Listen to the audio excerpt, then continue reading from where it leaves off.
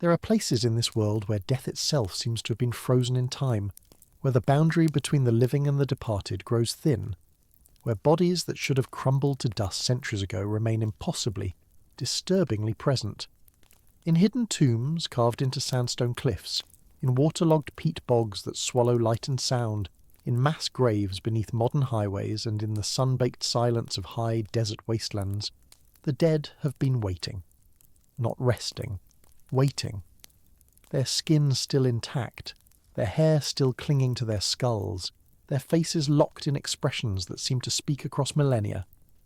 Some appear peaceful, as though merely asleep. Others bear the unmistakable marks of violence, of ritual, of deliberate and calculated suffering. And then there are those whose mouths gape open in what can only be described as a silent, eternal scream. What happened to these people? Why were their bodies preserved while countless others from the same eras dissolved into anonymous bone fragments and then into nothing at all? Were they kings and criminals, sacrifices and conspirators, ordinary men and women caught in extraordinary circumstances? Or is there something more, something our modern understanding of death and burial, of punishment and honour, of the sacred and the profane cannot quite grasp? The answers, when they exist at all, lead only to deeper questions. And sometimes the answers themselves refuse to hold together under scrutiny, dissolving like morning mist the moment we reach for them. Sit back, let the weight of the day slip away. What follows is a journey into the silent company of those who died long ago but never truly left, whose preserved remains continue to challenge everything we think we know about the ancient world and its mysteries. In the summer of 1881, in a hidden ravine carved into the limestone cliffs of Deir el-Bahri, some 300 miles south of Cairo, where the Nile bends through one of the most sacred landscapes of the ancient world, a discovery was made that would eventually lead to one of Egyptology's most unsettling enigmas. The site itself, known today as DB 320, was not a purpose-built royal tomb, but rather a natural cleft in the rock, a secret place where ancient priests had worked in haste and desperation to protect what remained of their greatest kings from the tomb robbers who had already plundered so many sacred resting places. Picture the scene as the first European archaeologists approached. The blazing Egyptian sun, the dry wind carrying fine particles of sand that worked their way into every fold of clothing, the stark beauty of the Theban hills rising against a sky so blue it hurt to look at. The entrance to the cache was little more than a crack in the cliff face, invisible to anyone who did not know exactly where to look, and inside, descending through narrow passages where a man had to turn sideways to squeeze through, lay one of the greatest concentrations of royal mummies ever discovered in a single location. Rameses the Great himself was there, along with Seti I, Ahmose I, and dozens of other pharaohs and queens whose names still echo through history. But among all these magnificent dead, wrapped in their elaborate linens and nested in their painted coffins, there was one that stood apart, one that did not belong. The coffin itself offered the first clue that something was profoundly wrong.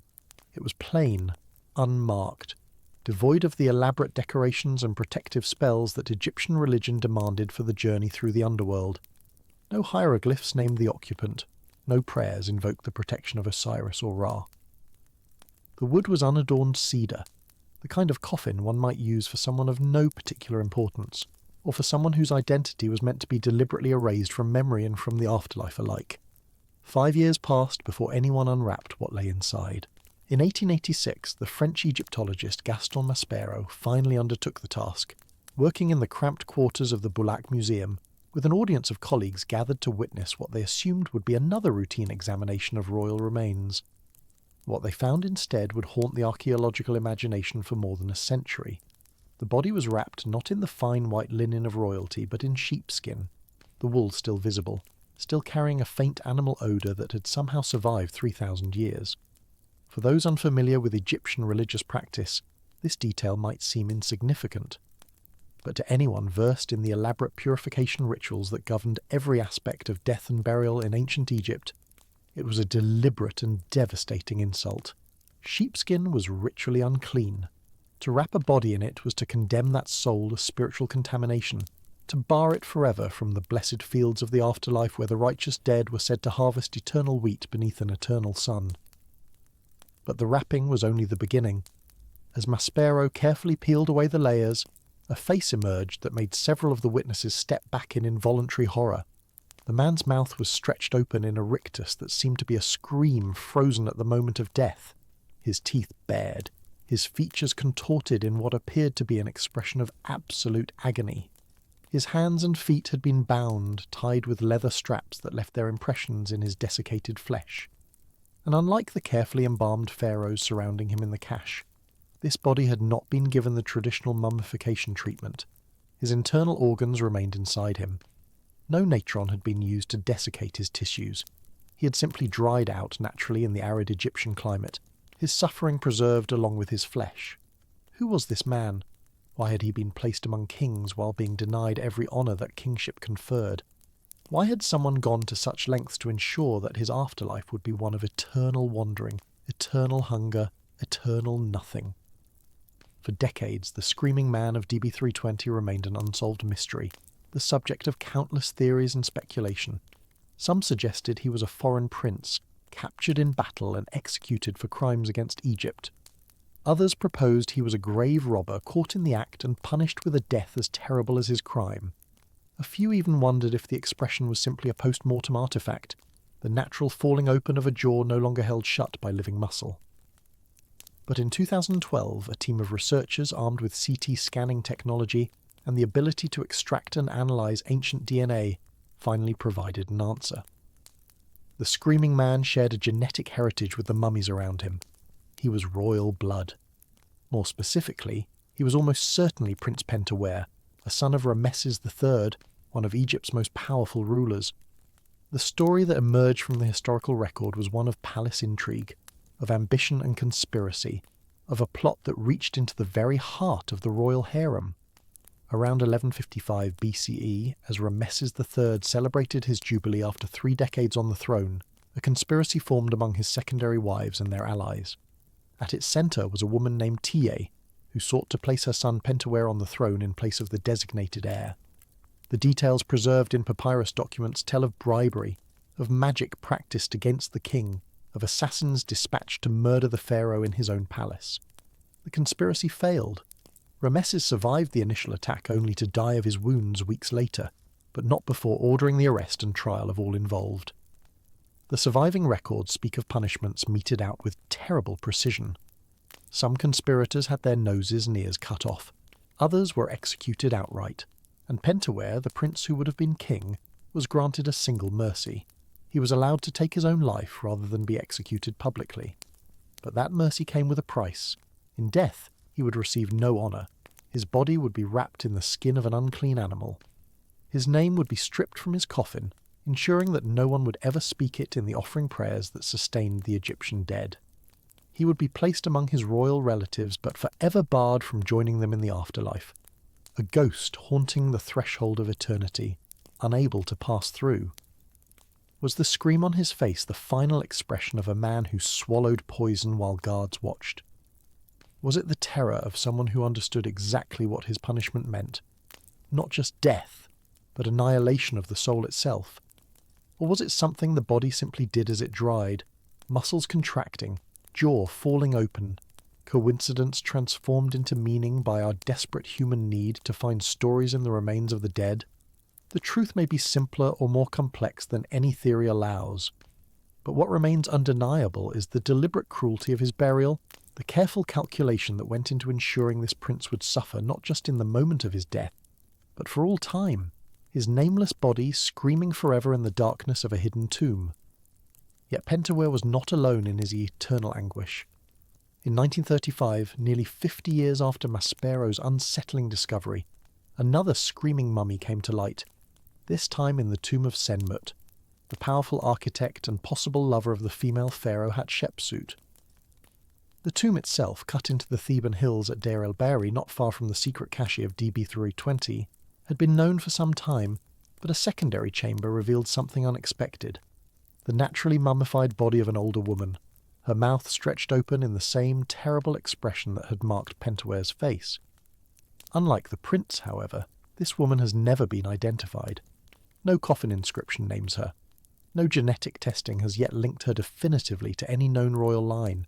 She was simply there, screaming into the darkness of a tomb that did not belong to her, her story lost to time while her expression remained frozen in place. The condition of her body offers tantalizing but ultimately inconclusive clues. She was not wrapped in sheepskin or any other ritually unclean material. She appears to have been placed in the tomb with at least some care.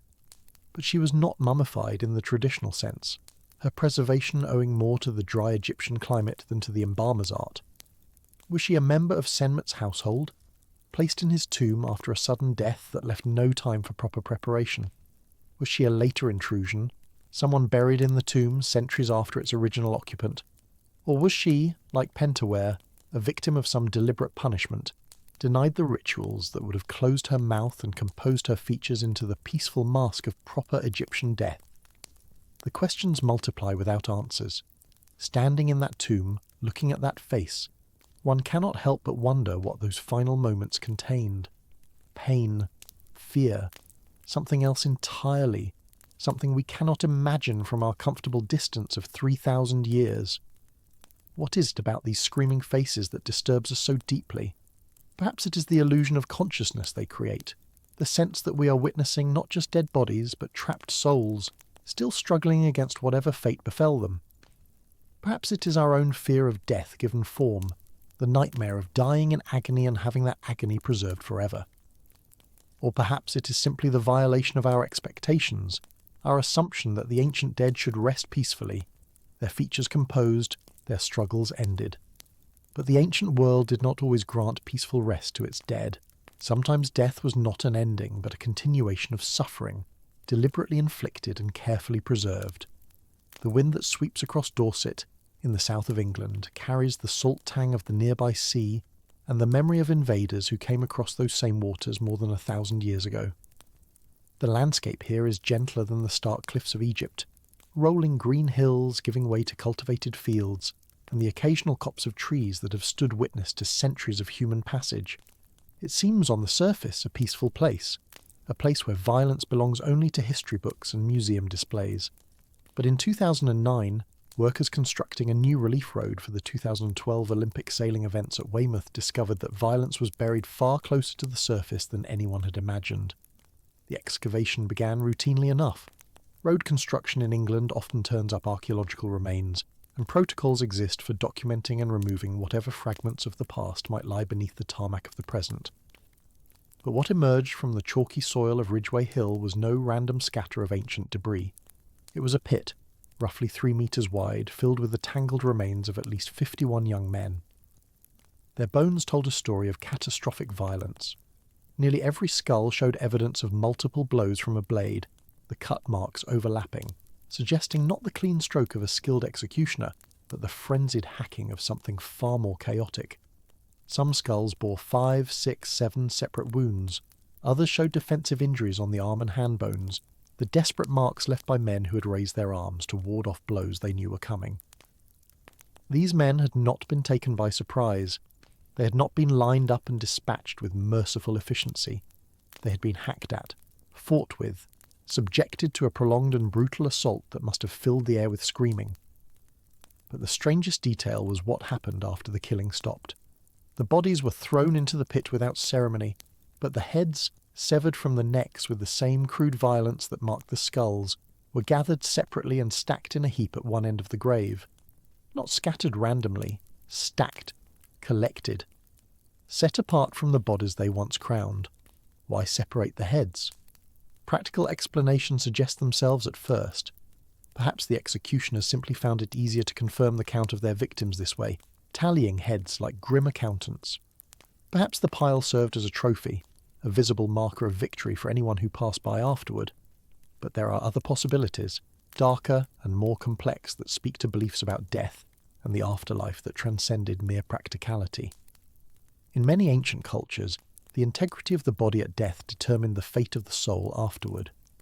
To dismember a body was to condemn that soul to wander incomplete forever, unable to reach whatever paradise or peaceful rest awaited the properly buried dead. The Vikings themselves believed in Valhalla, the hall of the slain where warriors who died bravely in battle would feast with Odin until the final twilight of the gods, but entry to Valhalla required dying with weapon in hand, not being captured and butchered by enemies who viewed you as vermin to be exterminated. By separating the heads from the bodies, by denying these men any dignity in death, their killers may have been attempting something more than mere execution. They may have been trying to destroy not just the lives of their enemies, but their afterlives as well, condemning them to an eternity of wandering headless and lost between the worlds of the living and the dead. Isotope analysis of the teeth confirmed what the violence had suggested. These were not local men. The chemical signatures locked in their dental enamel spoke of childhood spent in colder climates, of water drunk from Scandinavian rivers, of diets heavy in the fish that swarmed the fjords of Denmark and Norway and Sweden. These were Vikings, raiders who had crossed the North Sea expecting plunder and glory, and who had instead found death in a foreign land at the hands of people they had meant to terrorize. The dating of the grave places is somewhere between 970 and 1025 CE, a period of intense conflict between the Anglo-Saxon kingdoms of England and the Viking armies that sought to conquer them. It was an era of legendary brutality on both sides, of the St. Brice's Day massacre when King Ethelred the Unready ordered the slaughter of all Danes in England, of Viking raids that burned monasteries and enslaved populations and left entire regions traumatized for generations. Perhaps these 51 men were captured after a failed raid, stripped of their weapons and their dignity and their lives in that order. Perhaps they were sailors from a ship that ran aground, suddenly vulnerable to a population that had every reason to hate them. Perhaps they were a war party caught in an ambush, overwhelmed by numbers or surprise, fighting to the last man with nothing but their bare hands against the blades that cut them down. What we know is how they died, and how they were buried. What we do not know, and may never know, is why the ritual of head stacking was chosen, what beliefs about death and vengeance and the soul shaped the decisions of those who threw these bodies into the pit and arranged their skulls in that deliberate heap. Were the executioners Christians, acting out their faith's horror of the pagan invaders? Were they themselves holding to older beliefs, beliefs that predated the conversion of England, and that still whispered in the hearts of people who officially knelt before the cross? The skulls cannot answer. They simply rest where they were placed, empty eye sockets staring at nothing, the flesh that once gave them expression long since dissolved into the indifferent English earth. And yet there is one more detail that refuses explanation. The count of bodies and the count of skulls do not quite match. Not all the heads are there. What happened to the missing ones? Were they taken as souvenirs, carried home by warriors who wanted tangible proof of their victory? Were they displayed on stakes as warnings, rotting in the sea wind until their bones scattered and vanished? Were they treated differently somehow, buried elsewhere, disposed of in ways that left no archaeological trace? The grave at Ridgeway Hill is a window into violence that we prefer to imagine belongs only to the distant past, to people fundamentally different from ourselves. But the skulls stacked in their corner speak a different truth.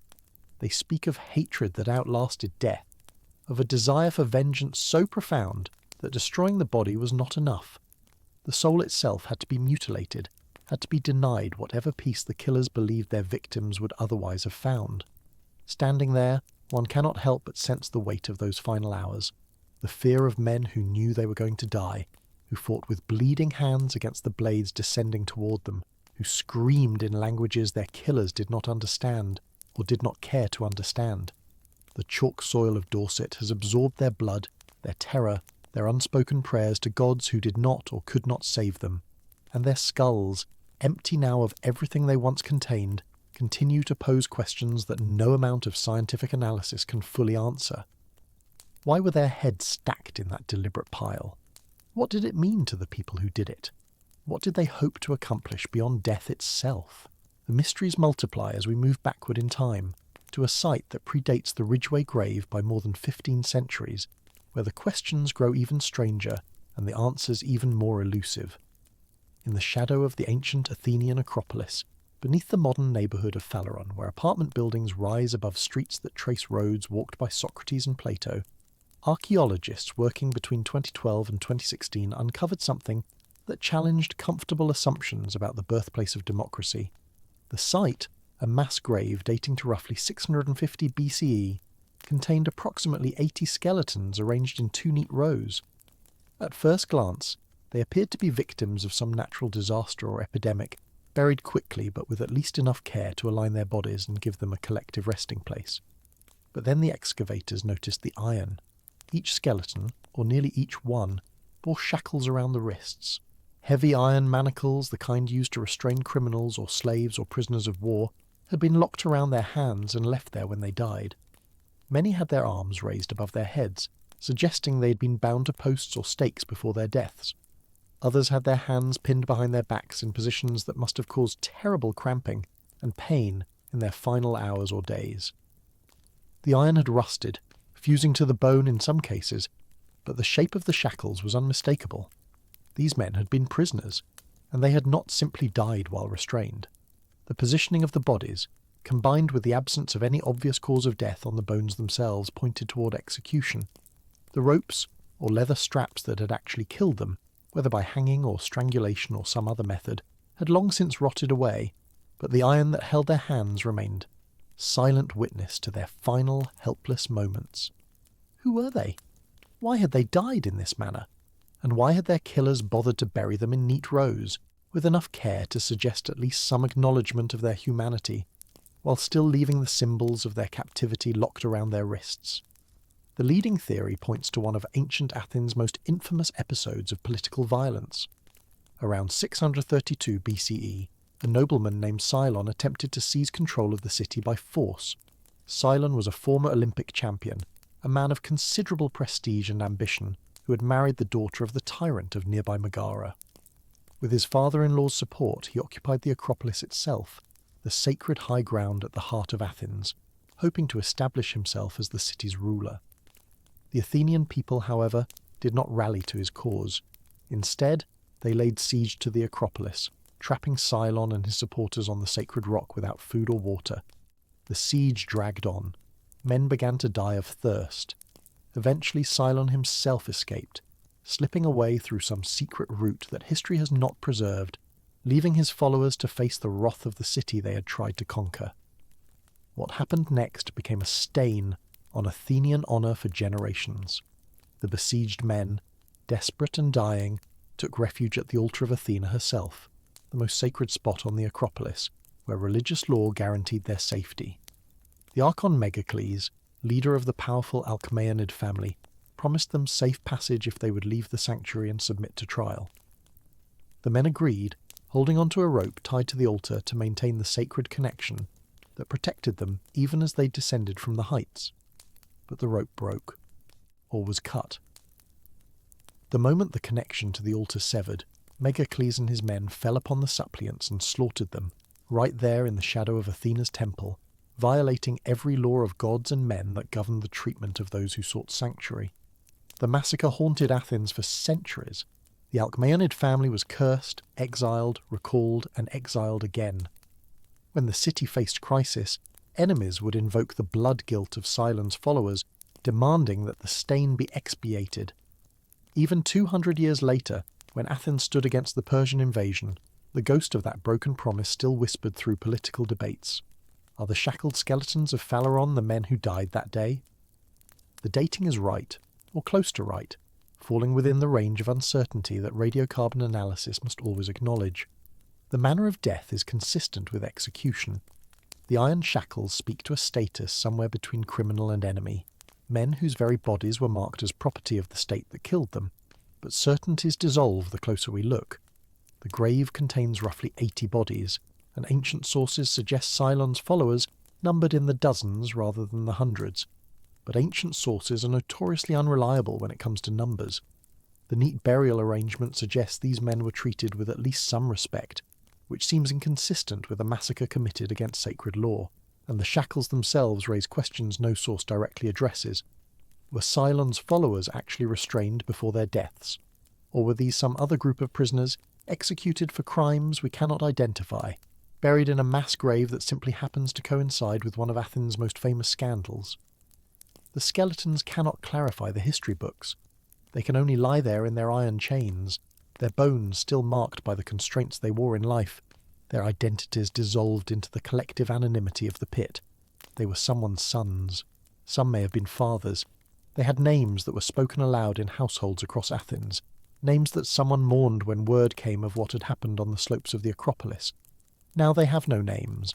They are simply the shackled dead, their story subsumed into questions that multiply without resolution.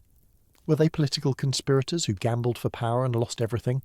Were they foreign prisoners, captured in one of the endless skirmishes that mark the boundaries of Greek city-states? Were they domestic criminals, murderers and thieves whose executions simply happened to be recorded in iron and bone rather than in any written document? Each answer leads to new questions. Each question leads to the fundamental mystery of how we can look directly at the physical evidence of violence and still fail to understand what we are seeing. The iron shackles are real. The cut marks on some of the bones are real. The neat rows of bodies, laid out by hands that chose to impose order on death, are real. But the meaning of all this reality slips away the moment we reach for it, dissolving like a dream that fades on waking. And yet, standing in the Phaleron Delta, looking at reproductions of what was found beneath the soil, one cannot escape the sense that something terrible happened here. Something deliberate. Something that carried weight beyond the merely practical act of execution. These men were meant to die in chains, and they were meant to stay in chains forever, their iron bonds rusting into their very bones, marking them as prisoners for all eternity. What did their killers believe would happen to souls that left the body in such a state? Did they imagine spectral figures shuffling through the underworld with hands still bound? Did they hope that the shackles would weigh down whatever remained of consciousness, preventing it from rising to trouble the living? Or was the iron simply a practical measure, a way of ensuring that condemned men could not fight back, with no thought given to what might happen after the final breath had been drawn? The ancient world held beliefs about death and the soul that often differed radically from our own, but those beliefs were never monolithic, never consistent from place to place or century to century. What we call ancient Greece was a patchwork of city-states, each with its own customs, its own variations on common themes, its own relationship with the gods and the dead.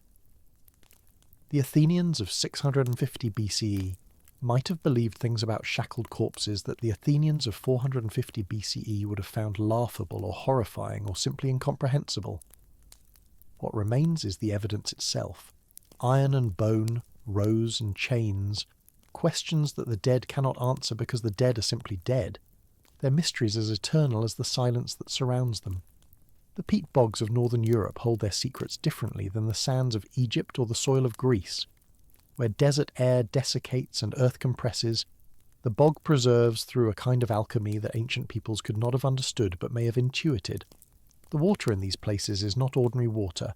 It is steeped in sphagnum moss, saturated with organic acids that tan flesh like leather, that halt the processes of decay almost entirely, that can hold a human body suspended in time for 20 centuries or more, while the world above changes beyond recognition. Empires rise and fall. Languages transform into forms their original speakers would not recognize. Religions sweep across continents, replacing old gods with new. And beneath the surface of the bog, a man hanged for reasons we cannot know lies with his skin intact, his fingerprints still legible, his beard still rough with stubble that was growing on the morning of his death 2,000 years ago.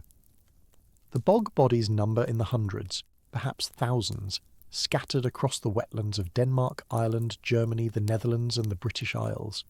They span centuries of Iron Age life, from roughly 800 BCE to 200 CE, though the dating is often imprecise and the conditions of discovery frequently compromised. Many were found not by archaeologists but by peat cutters, workers extracting fuel from the bog with tools that did not distinguish between vegetation and flesh. Some bodies were hacked apart before anyone realized what they were. Others were reburied, or left to decay in the open air, or simply disappeared into the chaos of discovery and neglect that characterized so much early archaeology. But enough have survived, and enough have been studied with modern techniques, that the pattern of violence written on these bodies cannot be dismissed as coincidence. Consider Tolland Man, discovered in 1950 in a Danish bog near the village of Tolland. He lies now in the Silkeborg Museum, his face so peaceful that visitors often describe him as merely sleeping. His eyes are closed. His lips are pressed together in what might be resignation or acceptance.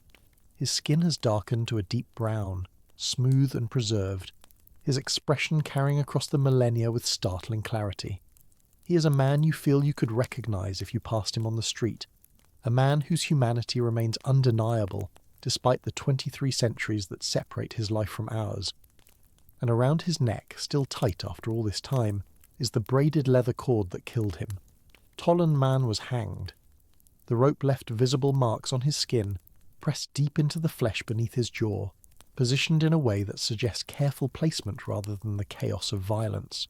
Someone fitted that noose with precision, someone drew it tight, and then someone placed his body in the bog with equal care, arranging his limbs, closing his eyes, leaving him in a posture that suggests ritual rather than disposal. What are we to make of this? The conventional explanation holds that Tollund Man was a sacrifice, an offering to forces the Iron Age peoples of Denmark believed controlled the fertility of land and the fortune of communities. The bog itself may have been sacred, a threshold between the world of the living and something else entirely, a place where gifts could be given to powers that resided beneath the surface.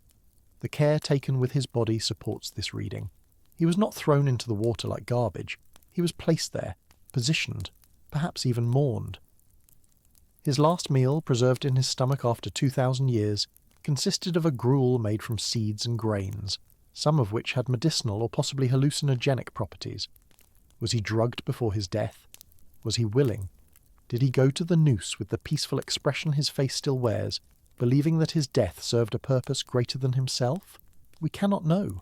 We can only observe the evidence and ask questions that the evidence cannot answer.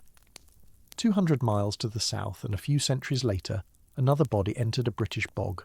Lindo Man, discovered in 1984 in Cheshire, England, died in a manner that makes Tollund Man's hanging seem almost merciful. His skull bears the mark of a blow delivered with tremendous force, a wound that would have been instantly fatal if the subsequent injuries had not killed him first. His neck shows the marks of a garrote, a thin cord twisted tight until breathing became impossible, and his throat was cut, a knife drawn across the jugular, ensuring that whatever life remained would drain away into the acidic water. 3 methods of killing, 3 separate acts of violence. Scholars call this pattern overkill, and it appears again and again across the bog body phenomenon, as though a single method of execution was insufficient for whatever purpose these deaths served. Why would anyone kill the same person 3 times? The question seems absurd until one considers the possibility that the killing itself was not the point. Perhaps each method of death served a different function, appeased a different power, opened a different doorway between worlds. Perhaps the blow to the head was for the gods of earth, the garroting for the gods of air, the throat-cutting for the gods that dwelt in water. Perhaps the threefold death was believed to release something that a single death would keep contained, some essence or spirit that required 3 keys to unlock. Or perhaps the violence was simply excessive, the work of killers who enjoyed what they were doing, who lingered over the act because they wanted to, not because any theology demanded it.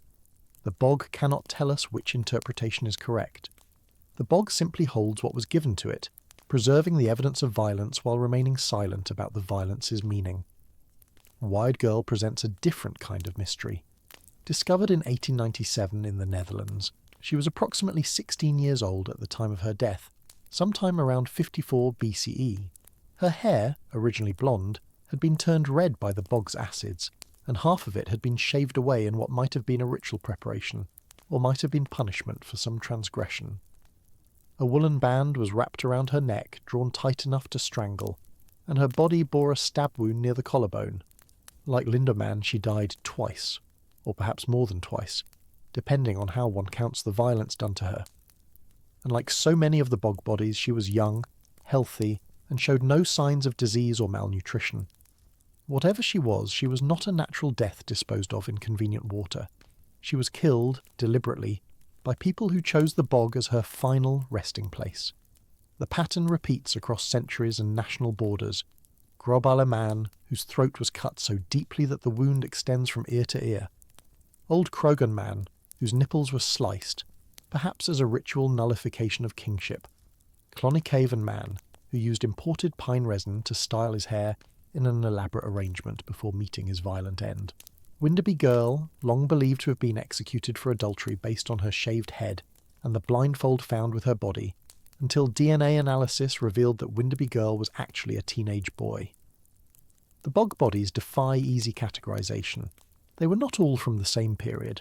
They were not all from the same culture. They were not all treated the same way after death. Some were carefully positioned. Others seem to have been simply dropped. Some were staked down, pinned beneath branches or stones as though their killers feared they might rise again. Others floated free until the bog water pulled them under. What connects them is the violence and the preservation and the mystery that the preservation makes unavoidable. If these bodies had decayed like ordinary corpses, we would never have known about the ropes around their necks, the blows to their heads, the cuts across their throats.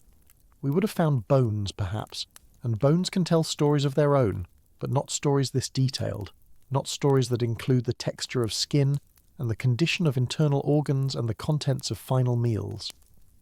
The bog turns death into a kind of time capsule, a preservation so complete that scientists can extract DNA, analyse stomach contents, and even determine what season of the year the killing occurred. Tollund Man died in late winter or early spring, when the seeds of his last meal would have been stored from the previous harvest. Lindoman died in summer, after a meal that included unleavened bread. These details accumulate into a picture of organised killing, of deaths that were planned and carried out according to schedules that must have had meaning to the people who kept them. Were all these people sacrifices? The sheer variety of the evidence makes any universal explanation suspect. Some bog bodies show the multiple method killing that suggests elaborate ritual. Others show signs of straightforward execution, a single wound sufficient to end life, followed by disposal in convenient water. Some were found with valuable goods, bronze jewellery and leather garments that suggest high status. Others were naked, stripped of identity before being given to the bog. The geographical spread is equally puzzling. Why do bog bodies appear so frequently in Denmark and Ireland and Germany, but so rarely in other regions with similar wetlands? Was there something specific about the religious practices of these areas that favoured bog sacrifice? Or have bodies simply not been found yet in places where peat extraction never became a major industry? The answers dissolve into the same uncertainties that surround every aspect of this phenomenon. We know that Iron Age peoples held complex beliefs about water, about thresholds, about the boundaries between the living world and whatever lay beyond it. Wells and springs were sacred places. Rivers received offerings. The sea was both a highway and a realm of power that demanded respect. It would not be surprising if bogs, too, held religious significance, if their neither land nor water character made them ideal places to send messages to the gods. But knowing that religious significance was possible is not the same as knowing what that significance actually was. The Iron Age peoples of Northern Europe left no written accounts of their beliefs. What we know of their religions comes primarily from Roman observers, who had their own biases and their own reasons for portraying northern peoples as primitive and bloodthirsty. Caesar's description of the wicker man, a giant figure supposedly filled with human sacrifices and burned alive, may be accurate or may be propaganda or may be a misunderstanding of practices that had nothing to do with what the Romans thought they saw. The bog bodies cannot clarify these ancient accounts. They can only demonstrate that violence was done and that the bog was chosen as the place to hide or honour or punish the dead. The why of it all remains as inaccessible as the final thoughts of the victims themselves. Did Tollund Man know he was going to die? Did he believe his death would bring rain, would ensure good harvests, would protect his community from disaster? Did Yidgirl go to the bog willingly, or was she dragged there, struggling against hands she could not escape? Did Lindoman's killers believe they were doing something sacred, or were they simply disposing of a criminal, an enemy, someone whose existence had become inconvenient? The faces preserved by the bog seem to hold answers just beyond reach. Tollund Man's peaceful expression suggests acceptance. Others look as though they died in fear or pain. But expressions can be deceiving, especially expressions that have been held for 2,000 years in conditions that may have altered their original character. The bog transforms everything it touches, even the evidence of final moments. What remains is the violence itself, recorded in flesh that refuses to decay. Ropes and garrots, blows and stab wounds, shaved heads and severed nipples. A catalogue of cruelty that spans centuries, that crosses cultural boundaries, that seems to point toward practices so widespread and so enduring that they must have been fundamental to how these peoples understood their world. But understanding why they did what they did requires access to minds long dissolved, to beliefs that left no written record, to meanings that evaporated when the last practitioners died. The bog preserves bodies. It cannot preserve the context that gave those bodies meaning. And so we are left with the faces. Tolland man, sleeping peacefully in his museum case. Grauballe man, his mouth open in what might be a scream or might be nothing more than the relaxation of muscles long after death.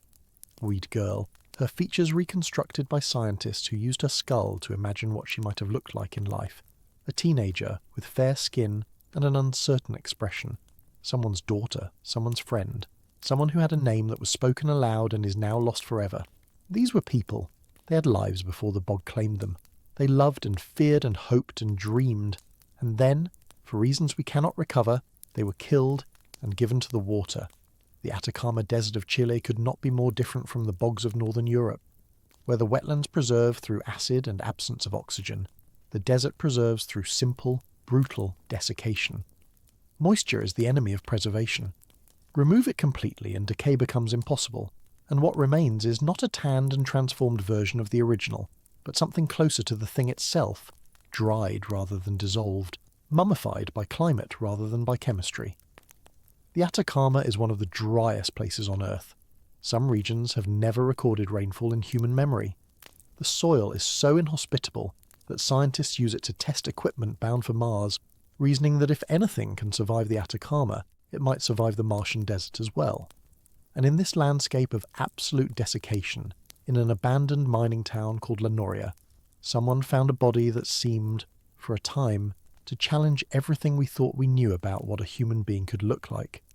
The discovery occurred in 2003, though the precise circumstances remain somewhat murky. What is certain is that a small mummified figure emerged from the Chilean desert wrapped in cloth, and that this figure was unlike anything anyone had ever seen. The body measured approximately 6 inches in length. Its skull was elongated, cone-shaped, with proportions that seemed alien in the most literal sense of the word. Its eye sockets were slanted in ways that evoked the grey aliens of popular imagination. And it appeared to have only 10 ribs, rather than the 12 pairs that characterise human anatomy. Almost immediately the figure attracted attention from those who believed Earth had been visited by extraterrestrial beings. Here, they argued, was physical proof of what contactees and abductees had been claiming for decades. Here was a body that could not be human, preserved by the desert for purposes we could only imagine. The figure acquired a name, Atta, and a reputation that spread far beyond the scientific community. It appeared in documentaries. It featured in discussions of alien contact and government cover-ups. For years it stood as a tantalizing possibility, a piece of physical evidence that seemed to demand an extraordinary explanation. The proportions were too strange. The anatomy was too unusual. Surely, the believers argued, no human fetus or infant could look like this. Surely what we were seeing was evidence of something beyond the boundaries of terrestrial biology. And then, in 2018, a comprehensive genetic analysis settled the question in a way that satisfied almost no one entirely. Ita was human, not alien, not hybrid, not a visitor from another world, but an undeniably human female, a fetus or newborn who had suffered from an extraordinary constellation of genetic mutations. The bone diseases identified in her tiny body would have caused the skeletal abnormalities that made her appear so strange. The shortened ribs, the elongated skull, the unusual proportions, all could be explained by genetic conditions that, while individually rare, were not impossible when combined. The alien theory collapsed, replaced by something that was arguably more mysterious. How did so many devastating mutations occur in a single individual? What confluence of genetic factors produced a fetus so malformed that she appeared to belong to another species entirely? The scientific explanation raised as many questions as it answered. The mutations identified in Ata's DNA included genes associated with dwarfism, scoliosis, and abnormal skeletal development. Some of these mutations had never been seen before in combination. The fetus appeared to have the bone development of a child much older than her actual age, suggesting that whatever processes governed her growth had been drastically accelerated. She was a medical anomaly, a case study in what can happen when genetic code goes catastrophically wrong. But she was undeniably, provably human, her DNA linking her to the indigenous populations of South America, her existence no longer a mystery but simply a tragedy, a child who never had a chance at life. Yet the controversy did not end with the genetic analysis. Critics pointed out that the study of Eta had been conducted without clear documentation of where she came from, or who might have claimed to her remains. The mining towns of the Atacama have long been associated with the exploitation of indigenous labour, with communities whose descendants might have legitimate interests in the treatment of ancestral remains. Had Eta been removed from a burial site without permission? Had she been taken from a country that had laws governing the export of cultural artefacts? The questions of consent and repatriation hung over the scientific findings, complicating what had seemed like a clean resolution. The alien theory might be debunked, but the ethical questions remained as contentious as ever.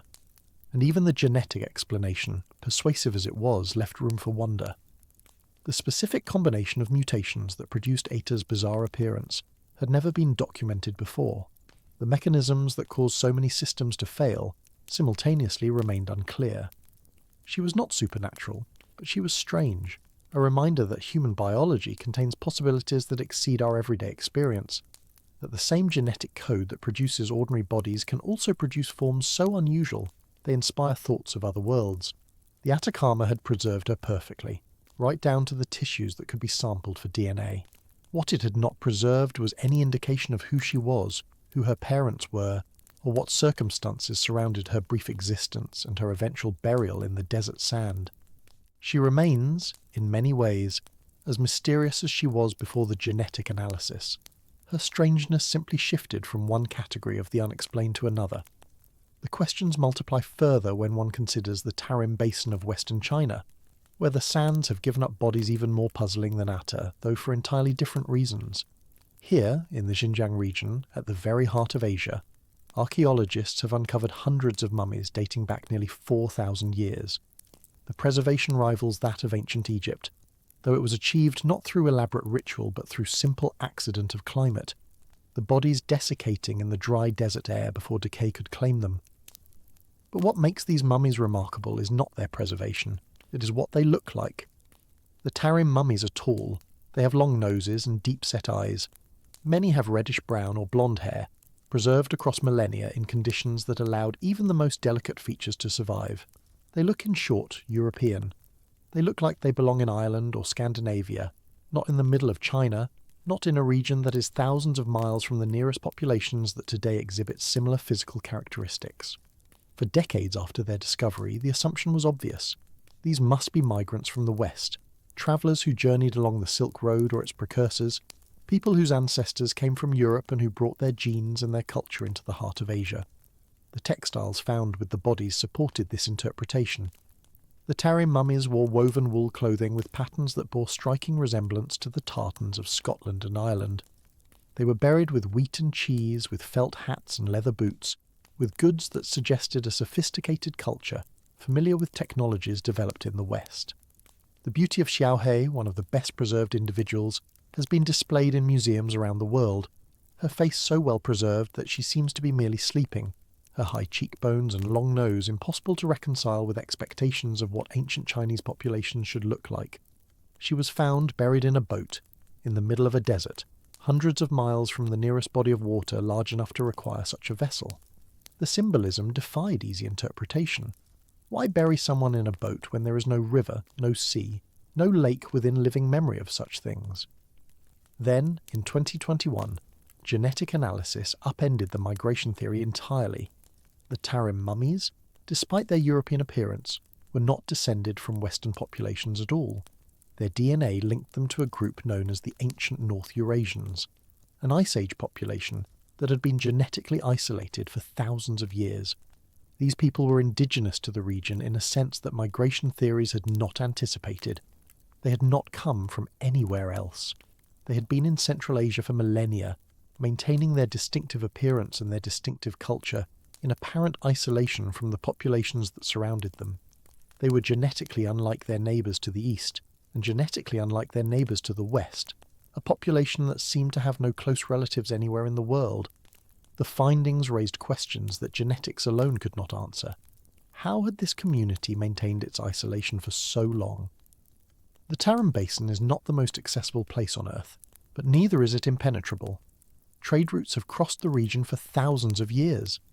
The Silk Road, that legendary network of exchange that connected China to the Mediterranean, passed through or near the areas where the mummies were found. How did a population living in the path of such exchange manage to avoid mixing with the travellers and traders who must have passed through regularly? Were they deliberately isolationist, closing their community to outsiders? Were they protected by geography, their settlements located in oases that travellers bypassed? Or does our assumption about the openness of ancient trade routes need revision, the reality of cultural exchange perhaps more limited than the goods that passed along those roads would suggest? The tartan-like textiles remain equally puzzling. If these people were not descended from Western populations, how did they develop weaving patterns so similar to those found on the other side of the world? Convergent evolution is a concept usually applied to biology, the independent development of similar features in unrelated organisms facing similar environmental pressures. Can it apply to textiles as well? Can two populations, separated by thousands of miles and thousands of years, independently arrive at similar patterns simply because those patterns are somehow optimal for the weaving techniques and materials available? Or is there some deeper connection, some shared ancestry so ancient that it predates the genetic divisions we can currently trace, some cultural memory preserved in cloth rather than in DNA? The boat burials compound the mystery. The Tarim Basin was not always desert. Thousands of years ago, rivers flowed through regions that are now sand, and lakes formed in depressions that today hold only dust. The people who lived there would have known water, would have used boats, would have understood the vessel not just as a practical tool but as a symbol of something larger, perhaps a vehicle for the journey after death, a way of crossing whatever waters separated the living from whatever lay beyond. But by the time the mummies were buried, the water was already retreating, the climate already shifting toward the hyper-aridity that characterizes the region today. Did these people preserve the boat burials as memory, as tradition, as connection to an ancestral way of life that the desert was already erasing? Did they bury their dead in vessels that no longer had any practical purpose, maintaining rituals whose original meanings had been lost even to those who performed them? We cannot ask the dead what they believed. We can only observe the evidence they left behind. Bodies preserved by accident, textiles woven in patterns that travelled or developed, or somehow came to be, boats buried in sand so dry that the very concept of water seems impossible. And perhaps that impossibility is precisely the point. Perhaps what the Tarim mummies reveal most clearly is not who they were or where they came from, but how profoundly inadequate our categories become when confronted with the deep past. We want origins, we want migrations, we want arrows on maps showing movement from point A to point B, clean narratives of peoples flowing across landscapes like water finding its level.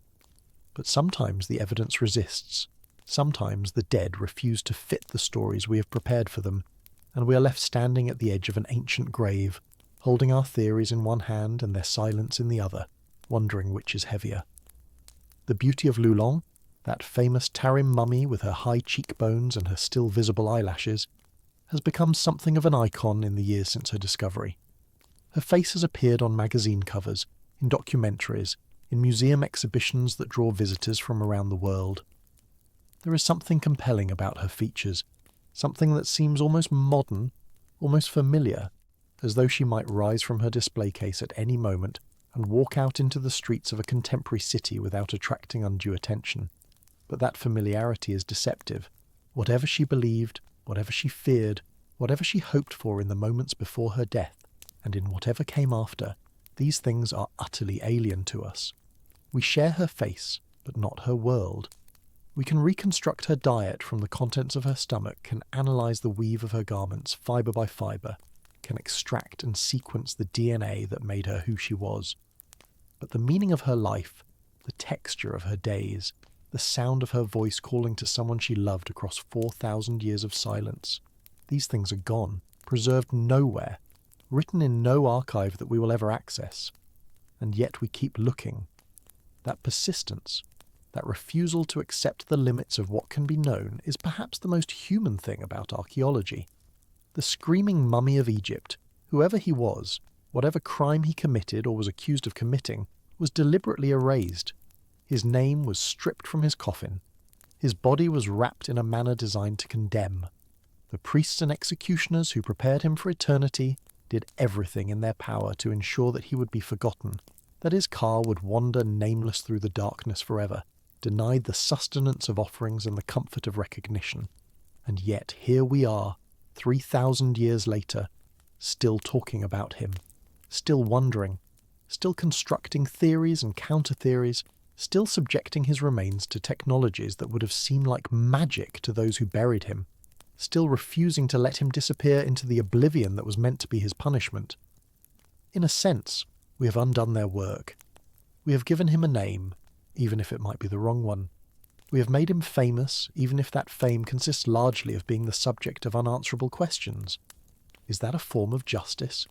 Is it a kind of rescue, pulling a soul back from the edge of non-existence? Or is it simply what we do, we who cannot resist a mystery, we who find silence more intolerable than uncertainty? The Vikings at Weymouth, those young men whose heads were piled at their feet like offerings to some dark purpose, were also meant to be erased in their way. The separation of head from body, whatever its precise ritual significance, was almost certainly intended to diminish them, to humiliate them, to mark them as enemies unworthy of the honours accorded to warriors who died in battle. They were raiders, probably, invaders, men who had come to the shores of England with violence in their hearts, and were met with violence in return. Their executioners wanted them forgotten, wanted them to serve as a warning to others who might follow, wanted their scattered bones to testify to the fate awaiting those who challenged Anglo-Saxon power. But the bones refused to stay scattered. The peat preserved them. The road workers found them. And now they are in museums. Now they are the subjects of isotope analysis and documentary films. Now they are known across the world in ways that neither the executed nor the executioners could have imagined. Does that count as winning? Does that count as losing? The categories seem inadequate. The dead have no stake in fame, feel no satisfaction at being remembered, experience no triumph at outlasting those who killed them. They are simply there, in their display cases, waiting for the next visitor to pause and wonder what it felt like to be a young Scandinavian man kneeling in the English mud, watching the blade descend. Standing at Weymouth today, the site has been paved over, buried beneath asphalt and traffic. The quotidian necessities of modern infrastructure reclaiming the ground where those 51 men spent 1,000 years waiting to be found. If you did not know what had happened there, you would never guess. The spot looks like any other stretch of road. Unremarkable, forgettable. Just another place where cars pass and people go about their business without giving a second thought to what lies beneath their wheels. But knowing changes everything. Knowing makes the ground feel different beneath your feet, makes the air seem to carry some residue of what was done there, makes the mundane suddenly shot through with the uncanny.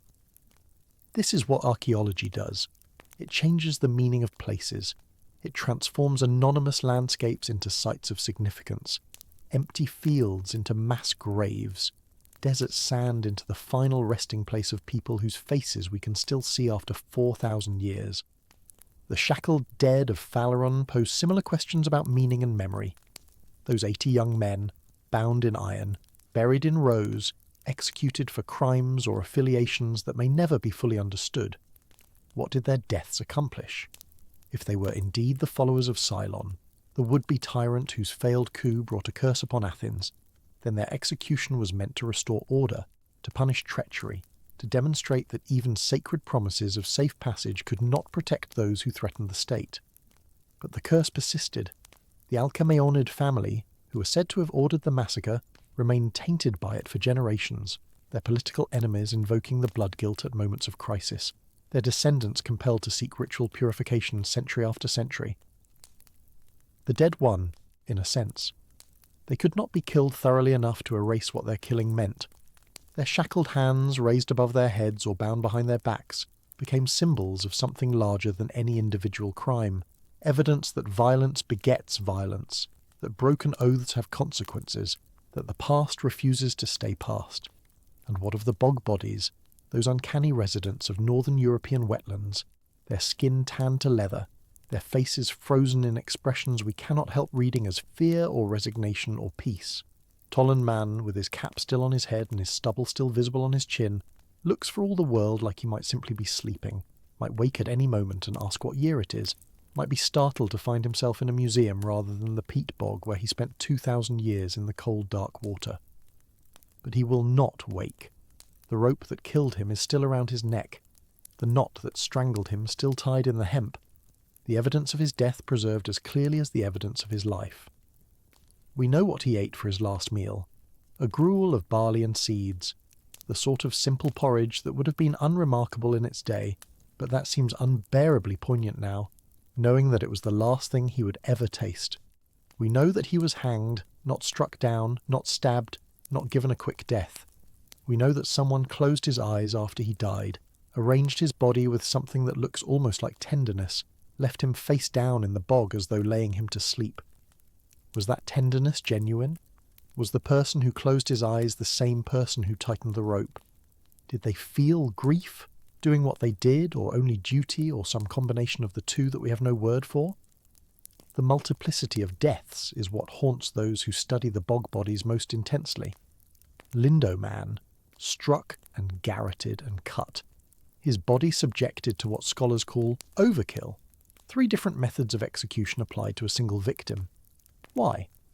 If the goal was simply to end his life, any one of those methods would have sufficed. A blow to the head, a cord around the neck, a blade across the throat, each as fatal on its own. To combine all 3 suggests something beyond mere execution, something ritualistic, something that required the death to be multiplied, to be excessive, to be more than simply death. Perhaps each wound was inflicted by a different person, a communal killing in which responsibility was shared and diffused. Perhaps each wound corresponded to a different deity, a triple offering to gods whose hunger could not be satisfied by a single death. Perhaps the overkill was punishment, humiliation, a way of marking the victim as so contaminated that ordinary death was insufficient to cleanse whatever crime or pollution he carried. Perhaps, and this possibility is the most disturbing, perhaps we are simply wrong about what we are seeing. Perhaps what looks like overkill to us made perfect sense to those who did it. Perhaps the categories we use to understand violence do not map onto the categories they use to enact it. Wide Girl, that 14-year-old whose remains were pulled from a Dutch bog in 1897, presents her own particular horror. She was small, she was young, she had scoliosis, a curvature of the spine that would have made her stand differently from her peers, would have marked her as different in ways that her community might have found significant. A woolen band was twisted around her neck, the same band that strangled her, and there were stab wounds in her clavicle that suggest the strangling was not enough, that someone wanted to be sure, that someone added a blade to the cord just to make certain she was dead. Her hair had been cut short on one side of her head, an asymmetry that may have been ritual humiliation, or may have been an accident of preservation, or may have meant something we have no way of understanding. Was she a sacrifice? Was she a criminal? Was she simply a victim? A girl who found herself on the wrong side of forces too large for her to resist. The bog kept her for 2,000 years and then gave her up, not to answer these questions but to raise them, to force us to confront the fact that the past was not gentler than the present, that children have always been vulnerable, that violence has always fallen disproportionately on those least able to defend themselves. The Atacama skeleton, that tiny figure whose appearance launched 1,000 conspiracy theories, reminds us how eager we are to find what we are looking for. Those who wanted aliens saw aliens. Those who wanted to debunk saw debunking. The truth, insofar as truth can be established, was more mundane and more tragic. A human fetus, or newborn, probably female, carrying so many genetic mutations that her skeleton developed in ways that seemed almost otherworldly. She was not a visitor from another planet. She was one of us, marked by illness, shaped by accident, preserved by the relentless dryness of the Chilean desert, and then repurposed as evidence for whatever narrative the observer preferred. The fact that her remains ended up in private hands, were studied without proper consultation with Chilean authorities or indigenous communities, were paraded before television cameras as potential proof of extraterrestrial contact. All of this tells us something about how we treat the dead, how we assign value to remains based on their usefulness to our stories, rather than any intrinsic respect for the lives they represent. She was small, she was sick.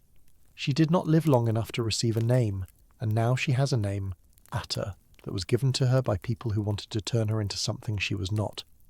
And this brings us, perhaps, to the heart of what the screaming mummies reveal. They are not merely objects, they are not merely evidence. They are the residue of lives, of choices, of suffering and agency, and all the complex tangle of human existence, compressed into skin and bone, and whatever else the accident of preservation managed to retain. When Gaston Maspero unwrapped that young man in 1886, when he saw the twisted features and the bound limbs and the expression that seemed to him like a scream, he was not simply examining an archaeological specimen. He was confronting a person who had been deliberately and meticulously condemned, whose punishment extended beyond death into eternity, whose very identity had been stripped away in an effort to consign him to oblivion. The fact that we now believe we know who he was, that DNA analysis has connected him to Rameses III, that historians can reconstruct the conspiracy he may have been part of, none of this makes him less dead. None of this undoes what was done to him. It simply adds context to a horror that remains, at its core, irreducible. The other screaming mummy, the woman found in 1935, has no such context. We do not know her name. We do not know what she did or what was done to her. We do not know if her expression represents agony or simply the relaxation of muscles after death, the jaw falling open as the flesh dried and contracted around a face that in life might have shown nothing more remarkable than ordinary human features. She has outlasted her identity more thoroughly than the prince in the unmarked coffin, has become pure image, pure question, pure provocation. Looking at her, we project. We imagine pain because we know pain. We imagine fear because we have felt fear. We imagine a scream because a scream is what that expression most resembles to eyes trained by centuries of art and literature to read faces in particular ways. But she is not screaming. She has not screamed for millennia. Whatever sound she made at the end, whatever final breath pushed past those lips, dissipated into the air of ancient Egypt and has not been heard since. What we see is silence wearing the mask of sound, stillness pretending to be motion, death performing the gestures of life for an audience that cannot look away. Perhaps this is why we are drawn to the dead with such persistence. They are mirrors in which we see our own mortality reflected back, distorted by time and circumstance and preservation, but recognisable nonetheless. The young Vikings at Weymouth were once as alive as we are, felt the sun on their faces, tasted food and drink, loved and fought and dreamed of futures that would never come. The shackled men of Phaleron once believed in things worth dying for, or at least found themselves on the wrong side of people willing to kill for what they believed. The bog bodies once walked through landscapes we can still visit, drank from streams that still flow, ate meals whose ingredients we can still identify in the contents of their stomachs. They are us, and we are them, separated only by the accident of when we happened to be born, the lottery of which century received us and which century claimed them. The Tarim mummies, perhaps, embody this connection most completely. Those people in the desert, with their tartan-like textiles and their boat burials and their genetic isolation, lived in a world we cannot access. Their language is unknown, their beliefs are unrecorded. Whatever stories they told around their fires, whatever songs they sang to their children, whatever prayers they offered to whatever gods they worshipped, all of this is gone, preserved nowhere, written in no script that we can decipher. And yet their faces remain. Their hair retains its colour. Their expressions still carry some echo of the individuals they were, the specific, unrepeatable people who lived and died and were buried in boats that sailed no water we can see. Looking at them is like looking through a window into a room that no longer exists, a glimpse of something that was once real and is now only memory, and not even memory, only evidence, fragments, traces of what once was whole. What do we owe the dead? The question seems unanswerable, but we answer it every time we dig them up, every time we display them in museums, every time we subject their remains to analysis and interpretation, and the endless appetite of human curiosity. We owe them something, surely. Respect, perhaps. Honesty, certainly. A refusal to turn them into mere spectacle, mere entertainment, mere fodder for documentaries and social media posts and idle speculation. But we also owe them attention. We owe them the effort of trying to understand, even when understanding proves impossible. We owe them the acknowledgement that they were real, that they mattered, that their lives and deaths meant something even if we cannot say precisely what. The prince in his unmarked coffin was condemned to oblivion, but we have pulled him back. The Vikings at Weymouth were meant to be forgotten, but we remember. The shackled dead of Phaleron carried a curse that outlasted their killers and their killers' killers. The bog bodies were given to the water, and the water gave them back. The mummies of the Tarim Basin waited in the sand for someone to find them, and someone did. And here, perhaps, is where the screaming stops. Not because we have answered the questions, we have not, but because the questions have become their own kind of answer. The mystery is not a problem to be solved. It is a condition to be inhabited, a space where certainty gives way to wonder, and the boundaries between past and present grow thin. Standing before a screaming mummy, one does not think about carbon dating or CT scans or the latest journal articles. One thinks about what it means to be human, what it means to suffer, what it means to die and to persist, somehow beyond death, preserved by accident or intention in forms that later generations will find and puzzle over, and project their own fears and fascinations upon. The scream is not an answer. The scream is a question directed at us, at the living, at those who still have breath and voice and the ability to respond. What do we hear when we listen to that silent shape-like sound? What does it say about who we are that we cannot look away? The ground beneath our feet holds more than we know. The bogs and deserts and mass graves of the world are archives, repositories of the dead whose numbers we have only begun to count. For every mummy found, how many have crumbled to nothing? For every bog body recovered, how many sank beyond reach? For every grave excavated, how many lie still undiscovered, waiting in the darkness for the shovel or the plough, or the erosion of time to bring them back to light? We walk on the dead, all of us, every day. We build our roads over their resting places and plant our crops in soil enriched by their decay, and go about our lives as though the past were truly past, safely distant, unable to reach us. But it is not past. It is here. It is always here, pressed against the membrane of the present, ready to break through at any moment, ready to remind us that we too will one day be what they are now, that the scream frozen on the mummy's face is our own future staring back at us across the chasm of time, and perhaps that is why we find them so compelling. Not because they are strange, but because they are familiar. Not because they are other, but because they are us. The prince and the Vikings and the shackled dead, the bog bodies and the mummies and all the rest. They are our ancestors, our predecessors, our kin in the great unbroken chain of human existence that stretches back to the first upright hominids and forward to whatever we will become. Their faces are our faces. Their deaths prefigure our deaths. Their silence is the silence that awaits us all, the quiet that descends when the questions stop mattering because there is no one left to ask them. But we are still here. We are still asking. And perhaps that is enough. Perhaps the asking is itself a kind of answer, a refusal to let the dead disappear completely, a form of attention that keeps them present even when presence is no longer possible. The screaming mummies do not speak, but we speak for them. The headless Vikings cannot tell us why their skulls were piled apart, but we can wonder, and in wondering, we keep them alive in the only way the dead can be kept alive, through the persistence of inquiry, the stubbornness of curiosity, the human refusal to accept that any question is truly unanswerable.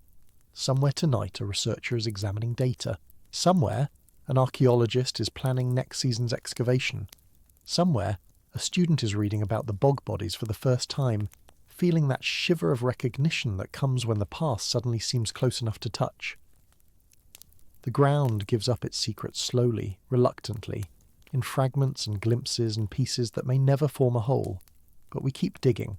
We keep looking. We keep asking the questions that the dead cannot answer, not because we expect resolution, but because the asking itself matters, because attention is its own form of reverence, because the scream frozen on a face 3,000 years old is still a scream, still demands witness, still insists on being seen, and when at last we too are silent, when our own faces join the archive of the vanished, perhaps someone will find us, perhaps someone will wonder. Perhaps the questions will continue, passed from generation to generation like an inheritance that can never be fully claimed, each era adding its own interpretations, its own technologies, its own ways of seeing what the dead have left behind. The mystery does not end. The mystery never ends. It simply deepens, widens, becomes richer with each discovery, each theory, each moment of standing before the evidence and feeling that ancient shiver of recognition. They are still screaming, those preserved mouths, those frozen faces, those expressions that seem to reach across millennia with something urgent to say. But the sound has long since faded. What remains is only the shape of sound, the image of the cry, the permanent record of a moment that passed before our civilization began. We cannot hear them. We can only look and wonder and imagine what it was to be alive and then to die, and then to lie in darkness waiting for the light that would eventually come, bringing with it new eyes, new questions, new reasons to remember. The ground keeps its secrets, the dead keep their counsel, and we, the living, keep coming back to stand at the edge of their graves, asking questions they will never answer, listening for voices that fell silent before our language existed, searching for meaning in the empty spaces where meaning used to be. This is what we do. This is what we have always done. This is perhaps what makes us human. This refusal to let the past be past, this insistence that the dead still matter, this stubborn faith that somewhere in the silence there is something worth finding, something worth knowing, something worth the endless effort of the search. The mummies scream on, soundless, patient, eternal, and we lean closer, listening.